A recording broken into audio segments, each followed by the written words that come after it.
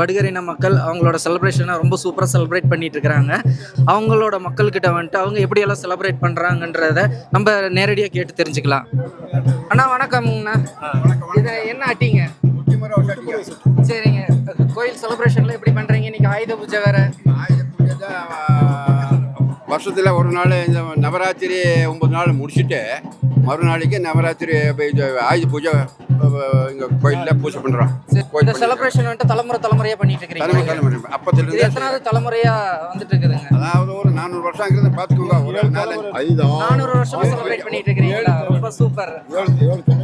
சரி சரி. மக்கள்லாம் இன்னும் வந்துகிட்டே இருக்கிறாங்க. இன்னும் அதிக அளவில் வருவாங்க. இன்னும் வருவாங்கன்னு கடைசி 2 மணி 3 மணி வரைக்கும் இங்கே வந்து எல்லாம் பூஜைக்கு எல்லாம் வராங்க. சத்தியமான கோயிலுன்னு எல்லாரும் ஒரு நம்புறாங்க. சரி சரி. இது என்ன சாமிங்க? இது முனீஸ்வரர். ஸ்ரீ முனீஸ்வரர். சரி சரி சரி. வண்டி எல்லாமே மேக்ஸிமம் இங்கே தான் வந்து பூஜை போடுவாங்க. எல்லாம் இங்கே தான். இப்போ மட்டும் தானா இல்லை எப்பவுமே வந்து?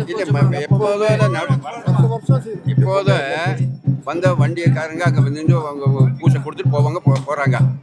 நம்ம ஆயுத பூஜையில் புறான வண்டிகள்லாம் வந்து இங்கே வந்து ஒரு 20 ஊர் இருக்குன்னு வைங்க. சரி. அந்த 20 ஊர்லயும் இந்த ஈஸ்வரன் கோயில் கிடையாது. சரி சரி சரி. அந்த ஈஸ்வரன் கோயிலுக்கு இந்த அளவுக்கு பிரசித்தியா பண்றது கிடையாது யாருமே. சரி. அதனால இந்த சுத்தி வட்டாரத்துல இருக்கிற சுமார் ஒரு 500 வண்டிகளுக்கு மேல இன்னைக்கு வரும் பூஜை கொடுக்கறதுக்கு வேண்டி. சுத்தி இருக்கிற அத்தனை படுகிற மக்களும் வருவாங்க. தமிழ் எல்லாரும் வருவாங்க. எல்லா ஆயுத பூஜை எல்லாமே வண்டிகளுக்கு பூஜை பண்றதுக்கு இன்னைக்கு ஒரு 500-600 வண்டிங்க வந்து காலையில இருந்து நம்ம 2 மணி வரைக்கும் கோயில் முடிக்கிற வரைக்கும் எல்லாம் வந்து பிரசாதம் அன்னதானம் எல்லாம் சாப்பிட்டு பண்ணி நல்லா போறாங்க. ஒவ்வொரு அமாவாசை நாளும் வந்து பூஜை.